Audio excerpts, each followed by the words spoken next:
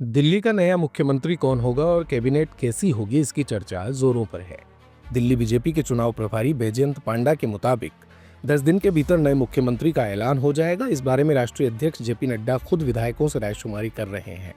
इधर कैबिनेट को लेकर जो समीकरण बन रहे हैं, उससे दिल्ली की नई सरकार को लेकर कई संकेत तो अभी से ही मिलने लगे हैं। कैबिनेट में 27 साल बाद पहली बार किसी मुस्लिम प्रतिनिधि को जगह नहीं मिलेगी। इसकी वजह बीजेपी से मुस्लिम विधायकों का न होना है। इसी तरह कैबिनेट में इस बार वैश्य और सवर्ण समुदाय का भी दबदबा बढ़ सकता है, तो महिलाएं भी कैबिनेट में शामिल हो सकती हैं। मुस्लिम समुदाय के 4 विधायक दिल्ली में जरूर बने हैं, लेकिन चारों ही आम आदमी पार्टी के सिंबल पर जीत कर आए हैं। बल्ली मारान सीट से इमरान हुसैन, ओखला से अमानतुल्लाह, मटिया महल से आली इकबाल और सीलमपुर से चौधरी जुबैर जीतकर सदन पहुंचे हैं। ऐसे में 1998 के बाद ये पहली बार होगा जब दिल्ली में मुस्लिम समुदाय का कोई भी मंत्री नहीं होगा। हालांकि इस बार सिख समुदाय को कैबिनेट में एंट्री मिल सकती है, क्योंकि बीजेपी के सिंबल पर 3 सिख जीत कर आए हैं, जिनमें गांधीनगर सीट से अरविंदर लवली, जंगपुरा से तरविंदर मारवा और राजौरी गार्डन से मंजीदर सिरसा।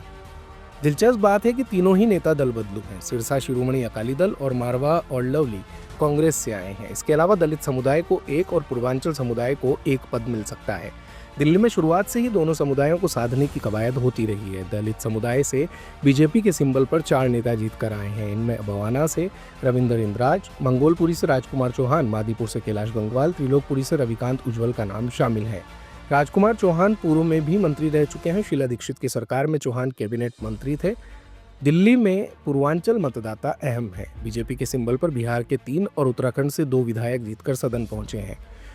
इस सिंबल पर जीतने वाले मोहन सिंह बिष्ट मुस्तफाबाद और रविंद्र नेगी पटपड़गंज, उत्तराखंड के अभय वर्मा लक्ष्मीनगर, तो चंदन चौधरी संगम विहार और पंकज सिंह विकासपुरी बिहार के हैं। इनमें से किसी एक को मंत्री पद दिया जा सकता है। वैसे नई कैबिनेट में जाट, वैश्य और ब्राह्मण समुदाय का दबदबा बढ़ सकता है। तीनों समुदाय के करीब 25 विधायक बीजेपी सिंबल पर जीतकर सदन पहुंचे हैं, जो कुल विधायकों का 50% है। ऐसे में कैबिनेट में इन्हें ज्यादा हिस्सेदारी मिल सकती है। तीनों समुदाय के करीब 4 मंत्री कैबिनेट में शामिल हो सकते हैं। वहीं स्पीकर और डिप्टी स्पीकर जैसे पद पर भी इन्हीं तीनों समुदायों का दबदबा दिख सकता है। नॉर्थ दिल्ली में विधानसभा की कुल 8 सीटें हैं। सभी 8 सीटों पर बीजेपी का कब्जा है। इसी तरह साउथ वेस्ट दिल्ली की 7 सीटों पर बीजेपी ने क्लीन स्वीप किया है। वैसे बीजेपी के सिंबल पर इस बार 4 महिलाएं भी जीत कर आई हैं। इस लिहाज से भी बीजेपी सरकार में महिला प्रतिनिधित्व के प्रबल आसार हैं। दिन भर की सारी अपडेट्स के लिए सब्सक्राइब करें भारत कवरेज को और हाँ, बेल आइकन दबाना ना भूलें ताकि आप रहें अपडेटेड हमेशा।